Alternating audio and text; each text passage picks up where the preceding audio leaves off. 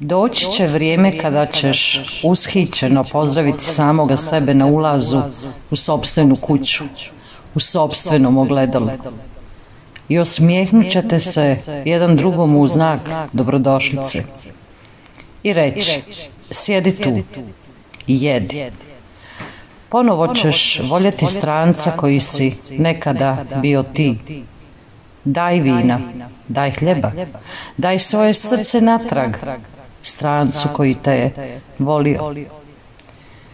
Cijeloga života koga nisi primjećivao zbog drugog, koji te zna po srcu, izvadi ljubavna pisma iz police za knjige, fotografije, bilješke u trenucima očajanja, sastruži svoj lik sa ogledala.